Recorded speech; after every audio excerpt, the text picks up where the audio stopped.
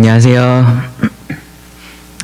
또 이렇게 영상을 통해서지만 또 청년들과 말씀을 나눌 수 있게 돼서 참 감사하게 생각을 합니다. 3월의 청년의 또 말씀 주제가 찬양이라고 들었고요. 그래서 오늘 히브리서 13장의 말씀을 통해서 찬양에 대한 말씀을 좀 나누려고 합니다. 말씀 본문은 히브리서 13장 15절에서 16절이고요. 제목은 우리 찬양의 중심 예수 그리스도입니다. 우리 찬양의 중심 예수 그리스도. 여러분들 찬양 많이 하시나요? 아마 그렇지 않을 거라고 저는 생각을 합니다. 요즘은 찬송을 하기보다는 찬송을 듣는 경우들이 더 많습니다. 노래라는 것이 기본적으로 이렇게 혼자 하기보다는 함께 할 때 그 의미가 더 커지는 경우들이 많은데, 요즘은 좀 혼자 하는 것이 강조되다 보니까 찬송도 이렇게 함께 하는 것보다는 좀 듣는 쪽으로 많이 좀 치우친 것 같다라는 느낌을 조금은 받습니다. 여기에 요즘에는 더해가지고 코로나19의 영향으로 이렇게 함께 모이기조차 어려운 상황이 됐죠.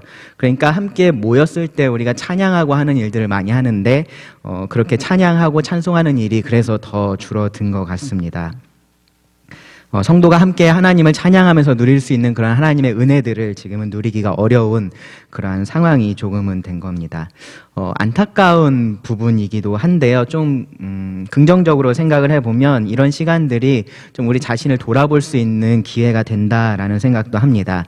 그래서 오늘 이 시간에는 우리가 드리는 찬양에 대해서 같이 한번 생각해보고 좀 점검해 볼 수 있는 그러한 시간을 가지려고 합니다. 성경 본문은 히브리서 13장 15절에서 16절이고요. 제가 먼저 말씀을 읽겠습니다. 15절. 그러므로 우리는 예수로 말미암아 항상 찬송의 제사를 하나님께 드리자. 이는 그 이름을 증언하는 입술의 열매니라. 오직 선을 행함과 서로 나누어 주기를 잊지 말라. 하나님은 이 같은 제사를 기뻐하시느니라. 말씀에서 좀 중요한 표현들을 중심으로 이 말씀을 좀 살펴보기를 원하는데요. 15절에서 16절은 보시면 두 종류의 이 제물을 통한 제사, 즉 예배에 대해서 말하고 있는 것을 알 수 있습니다. 먼저 15절에서는 말을 통한 예배, 찬송에 대해서 말을 하고 있고요. 그리고 16절은 삶을 통한 예배, 선행에 대해서 말을 하고 있습니다. 삶을 통한 예배에 대해서는 바울이 로마서 12장 1절에서 그 당위성을 강조를 했었는데요. 잘 아시는 말씀이죠. 그러므로 형제들아 내가 하나님의 모든 자비하심으로 너희를 권하노니 너희 몸을 하나님이 기뻐하시는 거룩한 산 제물로 드리라. 이는 너희가 드릴 영적 예배니라. 하나님께서 우리들에게 주신 그 구원의 모든 은혜를 안다면 우리는 더 이상 이전과 같이 살 수 없다라는 것이 당연한 결론입니다. 우리 삶은 예배가 되어야 되고 우리의 몸이 거룩한 산 제물이 되어야 한다라는 것이 이 로마서의 말씀입니다. 여기 히브리서의 저자도 같은 맥락에서 선을 행하는 것 그리고 나누어 주는 것을 잊지 말라라고 강조를 하죠. 이것이 우리가 삶으로 드리는 그 예배의 중요한 제물이 되기 때문에 그렇습니다. 성경은 이렇게 삶으로 드리는 예배를 강조를 합니다. 그런데 그렇다고 해서 이 입술로 드리는 예배는 덜 중요하다라는 그러한 의미는 아닙니다. 지금 코로나19로 인해서 지역교회가 모여서 드리는 예배에 대해서 굉장히 말이 많죠. 한편에서는 우리가 이 목숨 걸고 지켜야 할 예배를 중단하는 게 말이 되냐라고 주장을 하기도 하고요. 다른 쪽에서는 정반대 쪽에서는 이런 기회에 자기들만 생각하는 그런 바리새적인 예배 그런 것들을 좀 내려놓고 이웃들을 좀 돌아봐라, 그러한 주장을 하기도 합니다. 그래서 이쪽의 칼럼을 읽다 보면은 그래 예배가 그렇게 중요한 거였지라는 생각을 하다가 또 저쪽의 칼럼 같은 걸 읽으면은 그래 이럴 때 좀 이웃을 돌아보고 그렇게 하는 게 진짜 신앙이지 그런 생각을 좀 하게 됩니다. 어느 한쪽이 맞다라고 말할 수가 없습니다. 왜냐하면 성경이 둘 다를 이야기하고 있기 때문에 그렇습니다. 삶으로 드리는 예배가 중요한 만큼 우리의 말, 우리의 입술로 드리는 예배가 중요하고요. 그 반대도 마찬가지입니다. 교회의 사회적 역할이 굉장히 강조되고 또는 그러한 것들이 이 사회 안에서 어떤 면에서는 강요되기도 하죠. 그러면서 이 입술로 드리는 예배, 우리가 함께 모여서 드리는 이러한 예배들은 마치 굉장히 형식적인 거고 종교적인 것으로만 치부되는 경우들이 있는데 그렇지는 않다라는 겁니다. 입술로 드리는 예배는 더욱더 직접적으로 그리고 분명하게 하나님을 높이는, 하나님을 드러내는 예배의 모습입니다. 그렇기 때문에 이 성도들이 함께 모여서 드리는 예배의 상당 부분이, 여러분 가만히 생각해 보시면 우리가 함께 모여서 예배 드릴 때의 상당 부분이 이 말을 통해서 드려진다라는 것을 알 수 있습니다. 그리고 그것을 성경은 동일하게 강조하고 있습니다. 예배에 있어서 우리의 삶의 예배냐, 이 입술을 통한 예배냐, 이 둘은요 양자택일의 문제가 아니라 양립의 문제고 조화와 균형의 문제다라고 우리가 생각해야 합니다. 오늘 본문에서도요, 여러분 이 본문 말씀을 보시면 마찬가지로 이 둘을 모두 다 제사라고 표현을 합니다. 15절에서는요 찬송의 제사라고 말해서 이 찬송이 예배의 제물이 된다라는 것을 분명하게 말해주고 있고요. 그리고 16절에서는 끝에 보시면 하나님은 이와 같은 제사를 기뻐하시느니라 라고 말씀을 하는데요. 여기서 말하는 제사는 이 제사라는 단수형이 아니라 제사들이라는 복수형이 사용이 됐습니다. 그러니까 무슨 말이냐 하면은 찬송뿐만 아니라 이 선행도 하나님께서 기뻐하시는 제사가 된다라는 의미인 거죠. 즉 우리의 찬송, 우리의 선행이 모두 다 하나님께 드려지고 하나님께서 기뻐하시는 예배가 되어야 한다라는 말을 하고 있는 겁니다. 삶으로 드려지는 예배의 중요한 제물이 선행인 것처럼 말로 드려지는 예배의 중요한 제물은 찬송, 찬양입니다. 이 히브리서의 저자가 그리고 있는 그림이 어떠한 그림인지 좀 살펴보기를 원하는데요. 이 예배에 대한 논지를 히브리서의 저자는 조금 더 일찍 시작합니다. 특별히 10절부터 이 구체적으로 그 부분에 대해서 말씀을 하고 있는데요. 보시면 10절에 우리, 즉 믿는 자들에게는 제단이 있다라는 말을 하면서 시작을 합니다. 제단이라는 것, 구약의 제사죠. 구약의 제사에 대한 그런 상징적인 표현입니다. 히브리서 말씀을 읽어보면은 이 히브리서는 예수님이 어떻게 구약의 제사들보다 뛰어나신지를 굉장히 많은 분량을 할애해서 설명을 했습니다.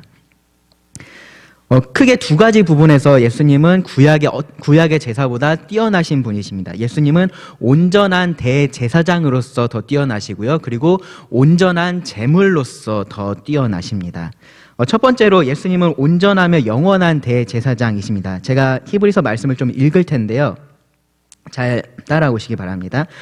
예수님은 온전하며 영원한 대제사장이십니다. 그래서 다른 제사장이 필요하지가 않다라고 히브리서의 말씀은 우리들에게 말씀해주고 있습니다. 히브리서 4장 14절에 보시면 그러므로 우리에게 큰 대제사장이 계시니 승천하시니 곧 하나님의 아들 예수시니라. 우리들에게 가장 큰 대제사장이 계시는데 그분이 바로 예수님이시다라는 겁니다. 5장 8절부터 10절에 보시면 그가 아들이시면서도 받으신 고난으로 순종함을 배워서 온전하게 되셨은즉 자기에게 순종하는 모든 자에게 영원한 구원의 근원이 되시고 하나님께 멜기세덱의 반차를 따른 대제사장이라 칭함을 받으셨다라고 말합니다. 예수님은 아들이시면서 이 받으신 고난을 통해서 순종하심을 배워서 온전하게 되셔서 우리를 위한 온전한 대제사장이 되셨다라는 겁니다. 그리고 이 이제 말씀들을 좀 포괄하는 말씀이 히브리서 7장 22절에서 28절에 기록이 되어 있는데요. 조금 길지만 제가 읽겠습니다. 이와 같이 예수는 더 좋은 언약의 보증이 되셨느니라. 제사장 된 그들의 수요가 많은 것은 죽음으로 말미암아 항상 잊지 못함이로되 예수는 영원히 계심으로 그 제사장 직분도 갈리지 아니하느니라. 그러므로 자기를 힘입어 하나님께 나아가는 자들을 온전히 구원하실 수 있으니 이는 그가 항상 살아계셔서 그들을 위하여 간구하심이라. 이러한 대제사장은 우리에게 합당하니 거룩하고 악이 없고 더러움이 없고 죄인에게서 떠나 계시고 하늘보다 높이 되시니라. 그는 저 대제사장들이 먼저 자기 죄를 위하고 다음에 백성의 죄를 위하여 날마다 제사 드리는 것 같이 할 필요가 없으니 이는 그가 단번에 자기를 드려 이루셨음이라. 율법은 약점을 가진 사람들을 제사장으로 세웠거니와 율법 후에 맹세의 말씀은 영원히 온전하게 되신 아들을 세우셨느니라. 이 예수님이 영원히 온전하신 분으로서 대제사장이 되셨기 때문에 더 이상의 다른 제사장이 필요 없다라는 말씀입니다. 그리고요, 예수님은 스스로 제물도 되셨습니다. 그래서 온전하고 영원한 제사를 드리셨습니다. 그래서 더 이상의 죄를 위한 다른 제사도 필요 없습니다. 히브리서 9장 11절에서 14절 말씀은 이렇게 말씀을 합니다. 그리스도께서는 장래 좋은 일의 대제사장으로 오사 손으로 짓지 아니한 것 곧 이 창조에 속하지 아니한 더 크고 온전한 장막으로 말미암아, 그 다음 말씀 잘 보세요. 염소와 송아지의 피로 하지 아니하고 오직 자기의 피로 영원한 속죄를 이루사 단번에 성소에 들어가셨느니라. 염소와 황소의 피와 및 암송아지의 죄를 부정한 자에게 뿌려 그 육체를 정결하게 하여 거룩하게 하거든 하물며 영원하신 성령으로 말미암아 흠없는 자기를 하나님께 드린 그리스도의 피가 어찌 너희 양심을 죽은 행실에서 깨끗하게 하고 살아계신 하나님을 섬기게 하지 못하겠느냐. 이 예수 그리스도의 흠없는 피, 그 그리스도의 피가 우리로 하여금 하나님을, 살아계신 하나님을 섬길 수 있게 한다라는 겁니다. 그리고 이것은 한 번으로 충분합니다. 히브리서 10장 10절부터 보시면 이 뜻을 따라 예수 그리스도의 몸을 단번에 들이심으로 말미암아 우리가 거룩함을 얻었노라. 제사장마다 매일 서서 섬기며 자주 같은 제사를 드리되 이 제사는 언제나 죄를 없게 하지 못하거니와 오직 그리스도는 죄를 위하여 한 영원한 제사를 드리시고 하나님 우편에 앉으사 그 후에 자기 원수들을 자기 발등상이 되게 하실 때까지 기다리시나니 그가 거룩하게 된 자들을 한 번의 제사로 영원히 온전하게 하셨느니라. 예수님의 제사도 영원히 온전합니다. 구약의 제사장, 제물, 제단 등 모든 이러한 제사와 관련된 개념, 이 예배와 관련된 개념은 그리스도를 통해서 완성이 되었고요. 더 이상 다른 제사가 필요하지 않다라는 말입니다. 그런데 이런 개념은요, 이 성전의 제단을 중심으로 하나님께 나아가고 하나님을 예배했었던 이 유대인들에게는 굉장히 낯설고 어떤 면에서 굉장히 파격적이고 받아들이기 어려운 그러한 개념이기도 했습니다. 그래서 이 믿는 유대인들조차도 아마 이러한 질문을 자연스럽게 할 수 있었을 겁니다. 그러면 우리는 아무 제사도 드릴 필요가 없고 그렇게 할 수도 없다는 말이냐. 제사가 곧 하나님께 나아가는 것, 하나님을 예배하는 것을 의미했던 그들에게 그들이 드릴 제사가 없다라는 말은 그들이 하나님께 나아가지 않는다라는 것을 의미했기 때문에 굉장히 이해하기 힘든 그러한 말이 됩니다. 아마 믿지 않는 유대인들은 그것들을 가지고 믿는 유대인들을 공격하기도 했었을 겁니다. 그것에 대한 히브리서 저자의 대답이 바로 이 10절에 나온 말씀입니다. 우리에게 제단이 있다. 우리에게도 제단이 있다라는 겁니다. 우리에게도 하나님께 나아갈 수 있는, 하나님을 예배할 수 있는 제단이 있다라는 겁니다. 그런데 그 제단은 어디에 있냐 하면 성전 안에 있는 것이 아니라 성문 밖에 있다라고 말합니다. 즉 자기 피로써, 11절이죠. 자기 피로써 백성을 거룩하게 하려고 성문 밖에서 고난을 받으신 예수 그리스도가 우리의 제단이다라고 말합니다. 그래서 하나님께 참된 예배를 드리려면 성전 안에 있는 제단을 찾아가야 될 것이 아니라 영문 밖에 있는, 성문 밖에 있는 그 제단이신 예수 그리스도께로 나아가야 한다라는 것이 13절의 말씀입니다. 그리고 그렇게 영문 밖으로 나아간 자들, 예수 그리스도를 믿은 자들은 그 예수님을 통해서 예배합니다. 그렇지 않은 자들은, 이 영문 밖으로 예수께로 나아가지 않은 자들은 참된 예배를 하나님께 드릴 수가 없습니다. 온전한 대제사장, 온전한 제사를 통하지 않고 하나님께 나아갈 수는 없기 때문에 그렇습니다. 그래서 오늘 우리 본문인 이 15절의 시작에서 이렇게 말을 하고 있는 겁니다. 그러므로 우리는 예수로 말미암아 오직 예수님을 통하여, 예수님 때문에, 예수님을 힘입어서 예배할 수 있다라고 말하는 겁니다. 우리의 예배를 가능하게 하신 분이 예수님이십니다. 그래서 히브리서의 저자는요, 이렇게 단언하고 격려하기도 합니다. 히브리서 10장 19절부터 22절 말씀인데요. 이렇게 말씀합니다.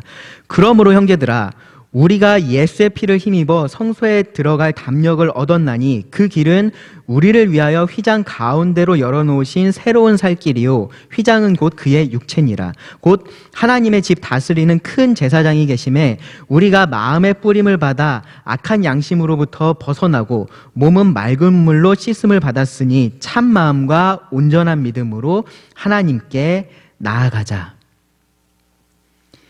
이제는 예수님을 힘입어서 예수님을 통해서 하나님 앞에 담대하게 나아갈 수 있게 되었으니까 그렇게 하자라는 겁니다. 같은 맥락에서 베드로와 바울도 이렇게 말했는데요. 베드로전서 2장 5절에 보면 너희도 산 돌같이 신령한 집으로 세워지고 예수 그리스도로 말미암아 하나님이 기쁘게 받으실 신령한 제사를 드릴 거룩한 제사장이 될지니라. 골로새서 3장 17절에서 바울은 또 무엇을 하든지 말에나 일에나 다 주 예수의 이름으로 하고 그 이름을 힘입어 하나님 아버지께 감사하라. 하나님께 나아가기 위해서 구약의 성도들은 어떻게 했습니까? 제물을 준비했습니다. 그리고 제사장에게 나아갔습니다. 그런데 그렇게 한다고 해도 이 하나님의 임재를 상징하는 그 성소에까지, 그 지성소에까지는 들어갈 수가 없었습니다. 그곳은 대제사장만, 허락받은 사람들만 허락받은 때에 나갈 수 있었습니다. 성소의 휘장이라는 것은요, 이 죄인이 거룩하신 하나님께 나아갈 수 없다라는 것, 거룩하신 하나님 앞에 가까이 갈 수 없다라는 것을 보여주는 그러한 상징적인 것이었습니다. 그런데 온전한 대제사장이신 예수님의 온전하신 제사로 이제는 우리가 그 예수님 안에 있다면 하나님께 담대하게 나갈 수가 있게 되었다라는 겁니다. 이것이 우리의 예배입니다. 이것이 오늘날 우리가 드리는 제사입니다. 더 이상 구약의 성도들처럼 성전에 나아가서 제단에 짐승을 제물로 하나님께 드리면서 하나님을 예배하지 않습니다. 우리는 우리의 찬송, 우리의 선행을 제물로 하나님께 드리며 하나님을 예배합니다. 그래서 찬송이라는 것, 찬양이라는 것은요, 본질적으로 노래라고 우리가 생각해야 될 것이 아니라 제사라고, 제물이라고 생각을 해야 됩니다. 그래서 우리가 찬양을 드릴 때, 우리가 찬송을 할 때 노래를 한다라는 생각보다는 지금 이 예배의 제물을 가지고 내가 하나님에게 나아가고 있다라는 생각을 해야 합니다. 그러면 이 찬송의 제사의 특징은 무엇일까요? 그 특징에 대해서는 이렇게 말씀을 하고 있습니다. 그 이름을 증언하는 입술의 열매다. 그 이름을 증언하는 입술의 열매다.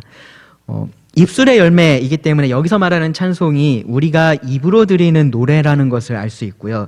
당연히 아무 노래나 말하는 것은 아닙니다. 이 노래는 하나님의 이름, 즉 하나님의 인격과 속성, 그리고 그분의 사역에 대한 올바른 증언입니다. 하나님에 대한 우리의 화답이 찬송의 제사다라는 겁니다. 그럼 여기서 우리가 좀 중요하게 생각해 봐야 될 건 뭐냐 하면 하나님께서 자신을 우리들에게 어떻게, 어떤 분으로서 드러내셨느냐라는 거겠죠. 즉 그걸 우리가 뭐라 그러죠? 두 글자로 계시라 그러죠. 계시라고 합니다. 가장 확실하고 분명한 하나님의 계시는 하나님의 말씀, 성경입니다. 성경. 따라서 성경에서 하나님을 어떻게 말하고 있는지를 바로 알고 그에 합당하게 반응하는 것이 찬송의 내용이 되어야 한다라고 우리가 말할 수 있습니다.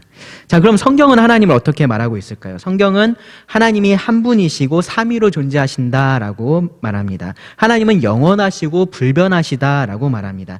또 하나님은 왕이시고요, 주권자시다라고 말합니다. 공의로우시고 죄를 미워하시는 분이 하나님이시다라고 말씀하고 있습니다. 동시에 하나님은 사랑이시고요, 은혜와 자비가 한이 없으신 그러한 하나님이십니다. 이 모든 것들이 찬송의 내용이 됩니다. 그런데 성경은 제가 방금 전에 언급했던 이러한 하나님의 다양한 모습들을 하나의 표현으로 포괄해서 말합니다. 무엇이냐 하면 하나님의 영광입니다. 하나님의 영광. 영광의 하나님은 하나님의 영광을 위해서 모든 일을 하신다라는 것이 성경이 우리들에게 말해주고 있는 하나님의 모습입니다. 이것이 계시의 핵심이다라고 말할 수 있습니다. 그런데 여러분, 이 말씀을 가만히 보시기 바랍니다. 고린도후서 4장 6절입니다. 어두운 데에 빛이 빛이라 말씀하셨던 그 하나님께서 예수 그리스도의 얼굴에 있는 하나님의 영광을 아는 빛을 우리 마음에 비추셨느니라. 우리가 어떻게 하나님의 영광의 하나님을 알 수가 있을까요? 하나님께서 우리 마음에 빛을 비추실 때 할 수 있습니다. 그리고 그 빛은 예수 그리스도의 얼굴에 있습니다. 쉽게 말하면 우리가 예수 그리스도를 바로 볼 수 있다면 우리가 하나님의 영광을 바로 알 수 있다라는 겁니다. 하나님이 어떤 분이신지 바로 알 수 있다라는 겁니다. 그리고 그때에 우리가 올바른 찬양으로 하나님을 예배할 수 있습니다. 그래서 성경을 보면요, 이 성경의 모든 이야기가 그리스도를 중심으로 기록된 것을 알 수 있습니다. 구약의 모든 이야기가 그리스도를 향하고 있고요, 신약이 이 오신 그리스도에 대해서, 그리고 오실 그리스도에 대해서 말씀을 하고 있습니다. 궁극적으로 하나님은 자신을 그리스도를 통해서 드러내신 겁니다. 그 말씀이 히브리서 1장 1절부터 3절의 말씀인데요, 이렇게 기록이 되어 있습니다. 옛적의 선지자들을 통하여 여러 부분과 여러 모양으로 우리 조상들에게 말씀하신 하나님이 이 모든 날 마지막에는 아들을 통하여 우리에게 말씀하셨으니 이 아들을 만유의 상속자로 세우시고 또 그로 말미암아 모든 세계를 지으셨느니라. 이는 예수님은요, 아들은 하나님의 영광의 광채시요 그 본체의 형상이시라. 그의 능력의 말씀으로 만물을 붙드시며 죄를 정결하게 하시는 일을 하시고 높은 곳에 계신 지극히 크신 이의 우편에 앉으셨느니라. 그러니까 우리는 예수님을 통해서 하나님을 예배할 수 있게 된 것뿐만 아니라 계속해서 예수님을 통해서 하나님을 예배해야 한다라는 겁니다. 예수님을 통해서 하나님의 위대하심을 우리가 알 수 있습니다. 하나님의 거룩하심을 알 수 있습니다. 그리고 우리의 죄악됨을 알 수 있고요, 우리가 하나님 앞에, 그 거룩하고 위대하신 하나님 앞에 나갈 자격이 없다라는 것도 알 수 있습니다. 그러면서 동시에 예수님을 통해서 우리는 하나님의 은혜와 사랑과 자비도 알 수 있습니다. 하나님께서 그리스도를 통하여, 예수님을 통하여 확증하신 그 사랑을 알 수 있습니다. 그래서 그리스도를 힘입어서 담대하게 다시 하나님 앞에 나아갑니다. 하나님께서 베푸신 그 모든 은혜, 그 안에 드러난 하나님의 모든 속성을 찬양합니다. 이것이 그 이름을 증언하는 찬송의 제사입니다. 이것은 특별하게 하나님을 영화롭게 하는 감사의 제사다라고도 우리가 말할 수 있는데요, 예수님을 통하여 하나님을 경험한 자들은 하나님을 경외할 뿐만 아니라 또한 하나님께 감사합니다. 예수님을 통하여 하나님을 경험한 자들은요, 하나님을 경외하고 하나님께 감사합니다. 예수님을 통하지 않고 하나님을 경험하는 자들에게는 두려움만이 있습니다. 죄인에게 하나님의 공의와 하나님의 거룩하심이 드러나면 그 죄인은 하나님의 진노를 경험할 수밖에 없기 때문에 그렇습니다. 그런데 우리 대신 죄가 되어주시고 하나님의 진노를 담당하여 주신 그 예수 그리스도를 통해서 하나님을 만난다면 우리는 하나님께 감사할 수 있고 그것이 우리 찬양의 핵심이 됩니다. 여기 말씀에 열매라는 표현이 나오죠. 이 열매라는 표현도 좀 우리가 생각해 볼 만한데요, 성경에서 열매라는 것은 본질에 대한 자연스러운 결과로서 드러나는 것을 말합니다. 그 본질이 사과나무인 나무는 자연스러운 결과로서 사과를 맺습니다. 사과 열매를 맺습니다. 찬송이라는 입술의 열매는 무엇의 자연스러운 결과일까요? 방금 전에 이야기했었던 거죠. 참된 믿음의 경험, 그것의 자연스러운 결과가 바로 찬송입니다. 예수님을 믿어서 예수님을 통해서 하나님을 만난 자라면 사과나무가 자연스럽게 사과를 맺듯이 자연스럽게 찬송의 열매를 맺습니다. 참된 믿음이 참된 삶의 열매를 맺는 것이 당연하죠. 우리는 그것을 알고 있습니다. 그것처럼 참된 믿음은 참된 찬송의 열매도 당연하게 맺는다라는 겁니다. 그러면 우리가 더 좋은 찬송 혹은 더 나은 찬송의 제사를 하나님께 드리기 위해서 우리들에게 필요한 것은 무엇일까요? 더 좋은 목소리, 더 정확한 음감, 리듬감, 가창력, 좋은 악기, 그런 것들이 아니겠죠. 뭐가 더 필요하냐 하면은 우리는 하나님의 영광을 드러내는 그 예수 그리스도를 더욱더 선명하게 그리고 더 가깝게 보는 것이 필요합니다. 우리가 예수 그리스도를 더 선명하고 더 가깝게 볼수록 우리의 찬송도 더욱 하나님께서 기뻐하시는 그러한 찬송이 될 것이다 라는 겁니다. 우리가 드리는 찬송의 내용에 그러한 것들이 들어 있어야 합니다. 그리고 그 찬송을 하는 우리가 그 내용을 나의 분명한 믿음의 고백으로 가지고 있다면 그것이 하나님께서 기뻐하시는, 하나님께서 더욱 기뻐하시는 찬송의 제사가 된다라는 겁니다. 오늘 이 말씀을 통해서 한 3가지 정도 우리가 교훈을 얻고자 합니다. 첫 번째는 뭐냐면요. 첫 번째는 삶의 제물뿐만 아니라 이 찬송의 제물도 하나님께 드려야 한다라는 것을 우리가 꼭 기억을 하자라는 겁니다. 하나님께서 베푸신 은혜에 대한 감사한 마음을 가지고 살아가는 것이 굉장히 중요하죠. 근데 그것은 우리의 삶과 또한 우리의 입술로 표현이 되어야 합니다. 여러분 찬송을 그냥 음악으로서만 듣지 마시고요. 하나님께 드리는 그러한 제물로서 여러분들의 입을 열어서 하나님께 찬송을 드리시기 바랍니다. 두 번째로요. 더 좋은 찬송의 제물을 드리기 위해서 노력합시다. 바로 전에 말씀을 드렸던 것처럼 가장 중요한 것은 우리가 얼마나 예수 그리스도의 얼굴에 있는 하나님의 영광을 선명하게 보느냐입니다. 다른 볼 것들이 굉장히 많은 세상 속에 우리가 살고 있습니다. 봐야 할 것들도 있고요. 또 보고 싶은 것들도 굉장히 많이 있습니다. 그런데 가장 먼저 예수님을 여러분 바라보시기 바랍니다. 요즘 같은 때 더욱더 이런 노력들이 필요합니다. 성경을 통해서 여러분 좋은 찬양을 통해서 또한 좋은 신앙 서적을 통해서 그리고 좋은 교재들을 통해서 계속해서 예수님을 바라보도록 노력을 하시기 바랍니다. 그리고 세 번째로요.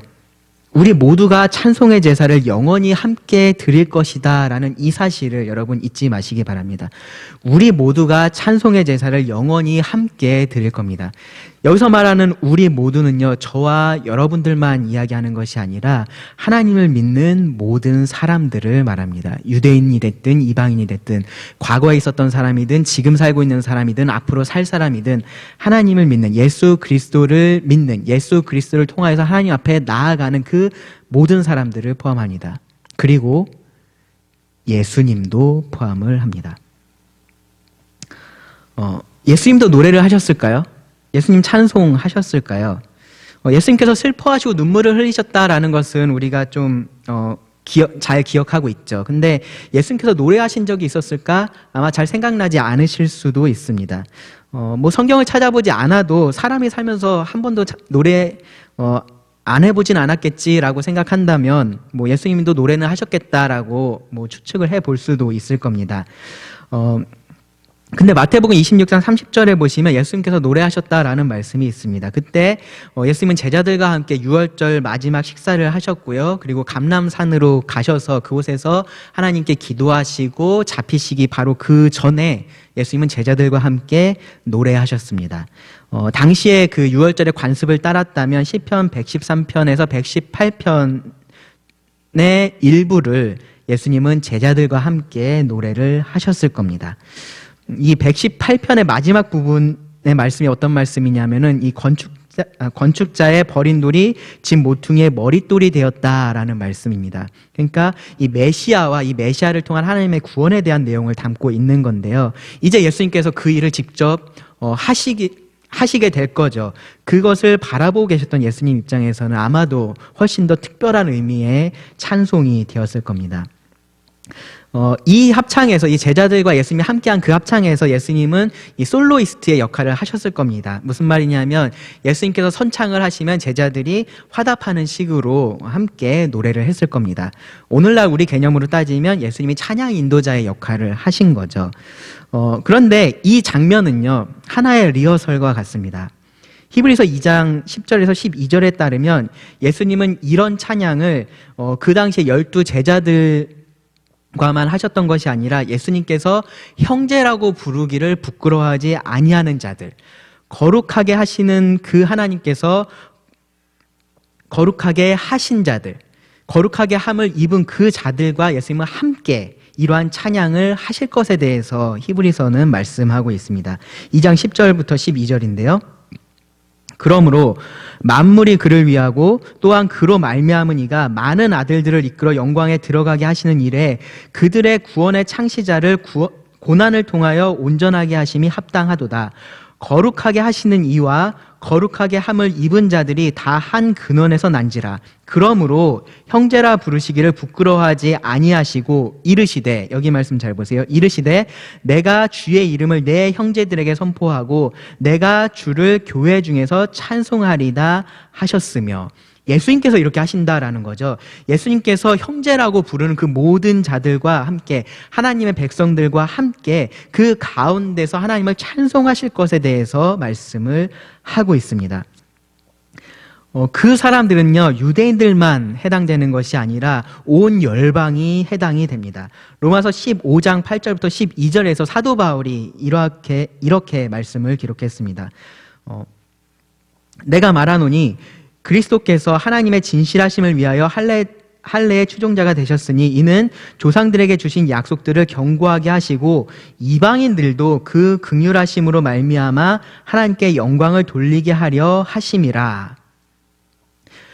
유대인들뿐만 아니라 하나님께서 이 유대인들에게 그 약속을 지키셨다라는 것뿐만 아니라 이 이방인들에게도 하나님께서 긍휼하심을 베푸시고 그들도 하나님께 영광을 돌리게 하시기 위해서 예수님께서 이 모든 일들을 하셨다라고 말씀을 하는 겁니다. 그러면서 이 구약의 말씀들을 인용을 하는데요. 9절에 보시면요. 이방인들도 그 긍휼하심으로 말미암아 하나님께 영광을 돌리게 하려 하심이라 기록된 바 그러므로 내가 열방 중에서 주께 감사하고 주의 이름을 찬송하리로다 함과 같으니라. 또 이르되 열방들아 주의 백성과 함께 즐거워하라 하였으며 또 모든 열방들아 주를 찬양하며 모든 백성들아 그를 찬송하라 하였으며 또 이사야가 이르되 이새의 뿌리 곧 열방을 다스리기 위하여 일어나시는 이가 있으리니 열방이 그에게 소망을 두리라 하였느니라. 모든 하나님의 백성이 하나님으로 기뻐하고 하나님을 높이는 그 즐거운 찬송, 그 찬송의 중심에 누가 계시냐 하면 바로 예수님이 계시다라는 겁니다. 예수님은 우리가 그렇게 하나님을 찬송할 수 있게 하셨을 뿐만 아니라 그 찬송의 내용이 되어주기도 하시고요. 그리고 그 찬송을 우리와 함께 하나님께 드린다라는 겁니다. 영원히 그렇게 합니다. 그래서 우리는 이런 찬송을 항상 드려야 합니다. 제가 이 히브리서 말씀에서 설명하지 않은 단어 하나가 이겁니다. 항상 드려야 합니다. 지금의 이러한 전 세계적인 어려움 때문에 이러한 이야기들 많이 하죠. 지금은 기도할 때입니다. 지금은 기도할 때입니다. 네, 기도할 때가 맞습니다. 근데 그렇다고 해서 우리가 찬송을 멈춰야 하는 것은 아닙니다. 지금도 찬송할 때입니다. 우리의 믿음이 변하지 않았다면, 우리를 구원하신 그 하나님이 변하지 않았다면, 그 예수 그리스도가 어제나 오늘이나 영원토록 동일하시다면 우리가 찬송하지 않아도 괜찮은 때는 없습니다. 지금은 비록 우리가 이렇게 같이 모여서 함께 찬송을 드리는 데는 제약이 있을지라도 계속해서 이 찬송의 제사를 우리는 하나님께 올려드려야 합니다. 지금부터 영원까지 예수님과 함께, 그리고 예수님 중심으로 드릴 예배가 바로 찬송이기 때문에 그렇습니다. 기도하시고 말씀을 드리겠습니다. 하나님 감사합니다. 예수님을 통하여서 우리를 구원하여 주시고 하나님을 찬송할 수 있는 자들로 세워주심에 감사를 드립니다. 예수님을 통하여서 우리가 담대하게 하나님 앞에 나아갑니다. 그리고 하나님을 찬양합니다. 우리가 더욱더 예수 그리스도를 바로 보게 하시고 그러함으로 하나님의 영광을 더욱더 알게 하시고 그래서 우리가 드리는 이 모든 찬양이 하나님을 기쁘시게 하는 하나님께서 받으시기에 합당한 그러한 찬송의 제사가 되기를 원합니다. 주께서 우리들에게 힘을 주시고 지혜를 더하여 주시옵소서. 예수님의 이름으로 기도합니다.